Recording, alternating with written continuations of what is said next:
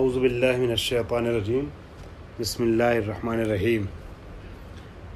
میں آپ سب کی طول عمر اور موفقیت کی آرزو اور تمنا کے ساتھ تفسیر قرآن مجید کے درس نمبر 3 کا آغاز کر رہا ہوں، اور گزشتہ درس میں قرآن مجید کے سورہ نبا کی مختصر تفسیر کرتے ہوئے تفسیر شبر کو معیار بنا کر کے یہاں تک پہنچا تھا کہ پروردگار عالم نے فرمایا ہے، میں نے زمین کا فرش بچھایا تمہارے لیے، آسمان کے شامیانے تانے تمہارے لیے، سورج کو منور کیا تمہارے لیے، اور پھر فرمایا وَأَنزَلْنَا مِنَ الْمُعْصِرَاتِ، اور ہم نے معصرات سے نازل کیا مائع سجاجہ کو۔ معصرات کیا ہے؟ معصرات عصر معنی آپ کو پتہ ہے، عصر کے معنی ہوتے ہیں نچوڑنے کے، نکالنے کے۔ یہاں مراد جو ہے عصیر نبی، آپ نے سنا ہوگا وہ چیز جو انگور سے نکالی جائے، یعنی شراب انگور کو نچوڑ کے، ٹھیک ہے۔ وہ بادل معصرات یہاں وہ بادل ہے جن کے برسنے کا وقت آ پہنچا ہو، اور سجاد جو ہے وہ تیزی سے گرنے والا، یعنی موسلادھار بارش مراد ہے یہاں پر، ٹھیک ہے۔ وَأَنزَلْنَا مِنَ الْمُعْصِرَاتِ مَاءً سَجَّاجًا، یعنی آسمان سے ہم نے موسلادھار بارش جاری کی۔ یہاں فرماتے ہیں معصرات السحائب التی شارفت ان تمطرا، یعنی وہ بادل کہ جو برسنے کے لیے بالکل آمادہ ہیں، مشرف بمطر ہیں، یعنی آمادہ تمطیر ہیں، نازل بس برسنا چاہتے ہیں۔ اب الریاح التی تعصر السحاب، یا مراد وہ ہوائیں ہیں کہ جو بادلوں کو نچوڑتی ہیں، مطلب کیا ہے، بادل کو جب چلاتی ہیں تو وہاں سے بارش ہوتی ہے۔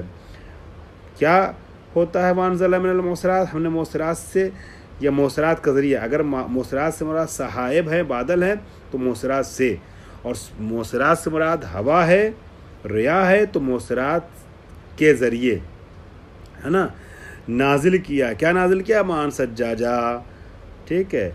سبابن بدفن، مراد کیا ہے؟ یعنی تیزی سے نکلنے والے پانی کو، بارش کو، ہے نا۔ کہنا یہ چاہ رہا ہے پروردگار عالم کی طرف سے بیان یہ ہے کہ ہم نے تمہارے لیے جیسے زمین کا فرش بچھایا، آسمان کا شامیانہ تانا، سورج چمکایا، ویسے ہی ہم نے بادلوں سے پانی برسایا۔ کیوں برسایا پانی؟ بہت سے فائدے ہیں، لیکن ایک دو فائدے کی طرف اشارہ قرآن کرتا ہے، لِنُخْرِجَ بِهِ حَبًّا وَنَبَاتًا، تاکہ اس کے ذریعے سے تمہارے لیے دانے اگائے جائیں، تمہارے لیے گھاس وغیرہ اور کھانے کی چیزیں اگائی جائیں، تمہارے لیے کھانے پینے کا انتظام کیا جائے، ٹھیک ہے۔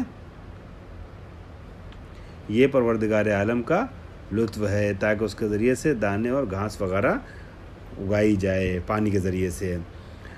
حبن سے مراد کیا ہے؟ جیسے کالحنطۃ والشعیر، جیسے گیہوں ہے اور کھجور وہ جو وغیرہ ہے نا تمہارے لیے۔ ونباتاً، جیسے کتبن والحشیش، جیسے سوکھی گھاس ہے یا ہری گھاس ہے، یہ گھاس واس جو اگائی جا رہی ہے، گھاس پھوس، یہ سب جو ہے وہ پانی کے ذریعے سے، ٹھیک ہے، اگائی جا رہی ہے۔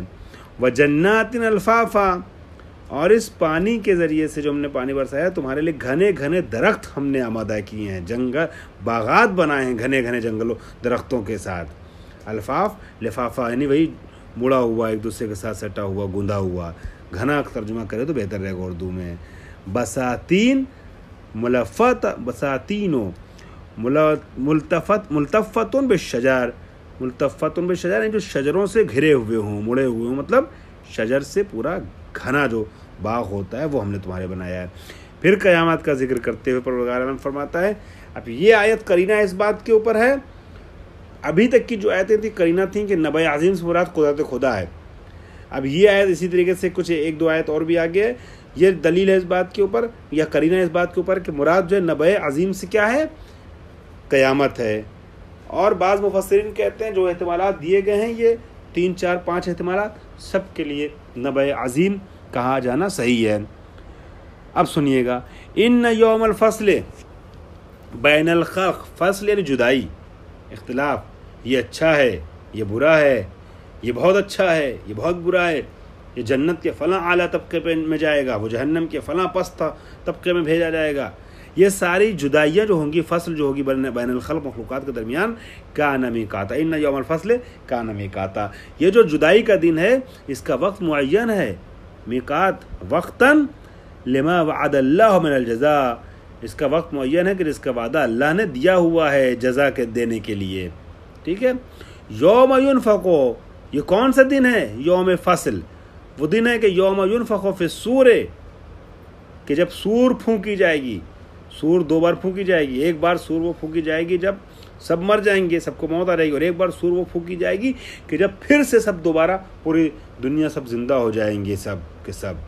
تو یہاں مراد النفخۃ الثانیہ، نفخہ ثانیہ ہے. پہلی والی سور نہیں ہے اسرافیل کی جس میں سب کو موت آئے گی، بلکہ وہ سور ہے کہ جب دوبارہ پھر سے کیوں سورہ ثانیہ مراد ہے؟ اس پہ دلیل کیا ہے؟ کیونکہ آگے آیت کہتی ہے فتاتون افواجا، کیونکہ اس کے بعد تم فوج در فوج، جماعت در جماعت اپنی قبروں سے نکالے جاؤ گے اور محشر میں بلائے جاؤ گے.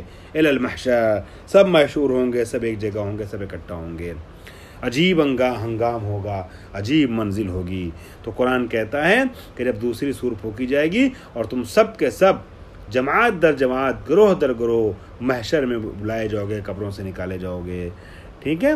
وفتحت السماء، اور آسمان کے دروازے کھل جائیں گے. آسمان کھل جائے گا، آسمان میں در بن جائیں گے، ہے نا. اب چاہے در بنے یا آسمان کے شگافات ایسے ہوں کہ جیسے در بن جاتے ہیں، اتنی کثرت سے شگافات ہوں.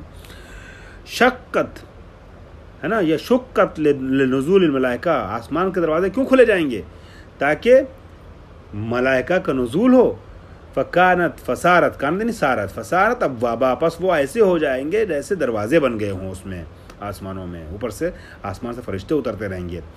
کلھا لکثرت شکوکھا، یہ دروازے ایسا اس لیے لگے گا، یا اس لیے دروازے کا نام دیا گیا ہے کیونکہ اتنی زیادہ تعداد میں شگاف اور شق پیدا ہوگا، شکوک بنیں گے اس آسمان میں کہ لگے گا جیسے دروازے ہو گئے ہیں. یہ بھی عجیب بات ہے کہ پروردگار عالم کی قدرت سے اس دن آسمان میں دروازے بن جائیں گے، آسمان میں شگافات ہوں گے. ٹھیک ہے. قیامت کی اس آیت کا کیسے کوئی بندہ انکار کر سکتا ہے؟ معراج پیغمبر کا انکار کرنے والا.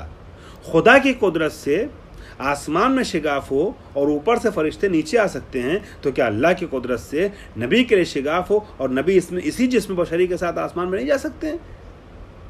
قرآن کی آیت بھی معراج پیغمبر اکرم کے لیے ایک جو ہے وہ قرینہ بن رہی ہے معراج جسمانی کے سلسلے سے. ٹھیک ہے. وَسُيِّرَتِ الْجِبَالُ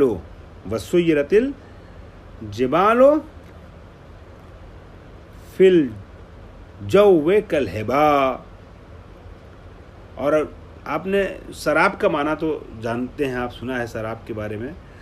سراب جو ہے اس زمین کو کہتے ہیں جس سے دھوکہ ہوتا ہے دیکھنے والے کو. دور سے لگتا ہے پانی ہے اور جب قریب پہنچے تو پانی نہیں ہے. میں نے کوہ صفا سے دیکھا ہے کوہ مروہ کی طرف ابھی بھی جیسے آج بھی لگتا ہے کہ پانی نظر آ رہا ہے ہلکا ہلکا، حالانکہ وہ کیفیت نہیں رہ گئی، وہ انداز پہلے جیسا نہیں رہ گیا، وہ جنگل نہیں رہ گیا، وہ صحرا نہیں رہ گیا. اب تو دوسری شکل ہے اس کی، گھرا ہوا تمام چیز، مگر پھر بھی تھوڑی دور کے لیے مروہ کے آس پاس ایسا لگتا ہے صفا سے دیکھ کے جیسے پانی ہے. جناب حاجرہ کوہ صفا کی طرف سے مروہ کی طرف جاتی تھی، سمجھتی تھی ادھر پانی، جب جاتی دیکھتی پانی نہیں ہے، وہ تو سراب ہے. مروہ پہ پہنچتی تھی، صفا کی طرف پانی نظر آتا تھا، جب قریب آتی تھی دوڑ کر کے تو دیکھتی تھی پانی نہیں. جناب اسماعیل کے لیے طلب میں جا رہی تھی پانی کی. ٹھیک ہے. تو جب دور سے دیکھا جائے اور پانی لگے، لیکن جب قریب پہنچے تو پتہ چلے وہ پانی نہیں، وہ شیشے کی طرح چمکتا ہوا ایک پتھر ہے، تو اسے سراب کہتے ہیں، جس سے دھوکہ ہو جائے. ٹھیک ہے. جناب حاجرہ نے جناب اسماعیل کے لیے، ایک نبی کی جان کے بچانے کے لیے یہ جو اقدام کیا، پروردگار عالم نے اس کے نتیجے میں ان کی سیرت کو صبح قیامت تک کے لیے سنت بنا دیا، اور انبیاء اور اولیاء کے اوپر بھی لازم ہو گیا کہ سیرت جناب حاجرہ کی جو تاسیس کریں. یہ ہے ان کے اخلاص میں، عمل میں اخلاص. بہرحال وہ ایک الگ موضوع ہے. تو سراب اس کو کہتے ہیں. آسمان پہ دھواں کی طریقے سے جب کچھ ابھرتا ہے نا، پہاڑ کی جیسے شکل بن جائے، ابھی ہے نہیں لیکن بنے گی کل قیامت کے مرحلے میں، تو وہ سراب کی شکل لگے گی، ہے نا، کہ جیسے لگے گا زمین پہ جیسے سراب ہوتا ہے ویسے آسمان پہ لگے گا یہ پہاڑ چل رہا حالانکہ وہ پہاڑ نہیں، پہاڑ جیسا ایک دھواں ہوگا. اسے ہوبا کے نام سے تعبیر کیا جاتا ہے عربی زبان میں. فی الجو، جب یعنی فضا، ہوا میں، کالہبا. ٹھیک ہے. وسیرت الجبال، اور پہاڑ جو ہیں وہ سیر کرتے ہوئے، چلتے ہوئے نظر آئیں گے. ٹھیک ہے. پہاڑ جو ہے وہ چلتے ہوئے نظر آئیں گے، آگے بڑھتے ہوئے نظر آئیں گے. پہاڑوں کو جگہ سے حرکت دے دی جائے گی اور وہ ریت جیسے ہو جائیں گے. وہ ریت یعنی جیسے لگے گا کہ جیسے پتھریلی زمین ہے، وہ آسمان پہ نظر آ رہی ہے. ایک فضا میں ایک ایسا ماحول ہوگا. فکانت سرابا، تو یہ سراب لگے گا. کالسراب یظن انہا جبال، ہے نہیں وہ پہاڑ. سراب کے طریقے سے، جیسے سراب کو دیکھ کے آدمی گمان کرتا ہے پانی جاتا ہے تو پانی نہیں ہے، ویسے یہ لگے گا کہ پانی ہے. اس کی مثال بعض علماء نے، اہل لغت نے یہ دی ہے، جیسے دھواں نکلتا ہے گھر میں. وہ دھواں جب فضا میں سورج کی روشنی میں جب جاتا ہے تو ایک عجیب پہاڑ کی شکل میں نظر آتا ہے. یہ ہے نہیں پہاڑ، مگر لگتا ہے دور سے پہاڑ. تو دیکھنے والی نگاہوں کو وہ چلتا ہوا ہواؤں میں پہاڑ نظر آئے گا، حالانکہ وہ دھواں نما ایک چیز ہوگی. ٹھیک ہے. منظر کشی کی گئی ہے قیامت کے حالات کی. ولیست ایہا، حالانکہ وہ پہاڑ نہیں ہوگا. ان جہنم، یہیں پہ اپنی گفتگو کو روک رہا ہوں. ان جہنم کانت مرصادا، بے شک جہنم ان کی گھات میں ہے، ان کی تاک میں ہے، ان کے انتظار میں ہے. ٹھیک ہے. مکان یرصد فیہ خزنتہ الکفار. ٹھیک ہے. او خزنۃ الجنت للمؤمنین لیقوہم.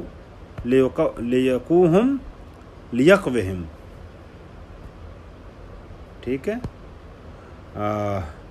اور یہ ایک طریقے سے مرصاد، ان جہنم کانت مرصادا، جہنم جو ہے وہ گھات لگائے بیٹھی ہے، جیسے تاک لگائے. جہنم سے مراد خزان جہنم، جو جہنم کے ذمہ داران ہیں، جن کو امور سونپے گئے جہنم کے، وہ کافروں کا انتظار کر رہے ہیں.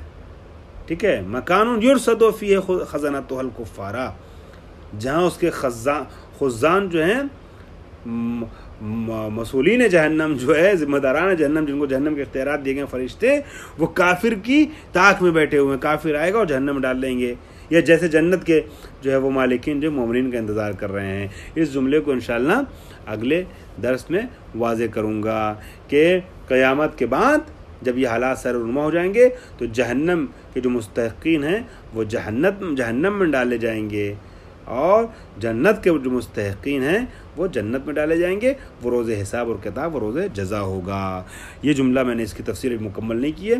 انشاءاللہ چونکہ کچھ باتیں یہاں پہ اور عرض کرنی ہے، آدھی بات چھوڑ کر کے اگلے درس کے لیے آپ کو انتظار کے لیے کہہ کے جا رہا ہوں. انشاءاللہ اگلے درس میں بات کو مکمل کیا جائے گا. وآخر دعوانا الحمدللہ رب العالمین. میں امید کرتا ہوں کہ ہمارا یہ درس جو ہے وہ آپ لوگوں کے لیے قابل فہم ہے، اور ہماری جن خواہران کے لیے یہ درس جو ہے وہ قابل فہم نہیں ہے، دشواری ہے یا مشکلات ہے، کچھ باتیں نہیں سمجھ میں آ رہی ہیں، تو وہ آپ جو ہے وہ اپنے سوال ہم تک بھجوا سکتی ہیں. ممکن ہوا تو ہم وائس کے ذریعے یا لکھ کر کے جواب جو ہے رپلائی میں آپ تک منتقل کریں گے. لیکن کوشش یہ کریں کہ پہلے مطالعے کے ذریعے سے اپنے جوابات کو حاصل کیا جائے. اگر کہیں پہ مشکلات ہوتی ہے تو سوال جو ہے وہ آپ ہم تک بھجوا سکتی ہیں، اور امید یہ ہے کہ میں آپ کے سوال کے اعتبار سے آپ کا جواب آپ تک منتقل کروں گا. پروردگار عالم ہماری اور آپ کی طرف سے اس عمل کو قبول فرمائے. واخر دعوانا الحمدللہ رب العالمین.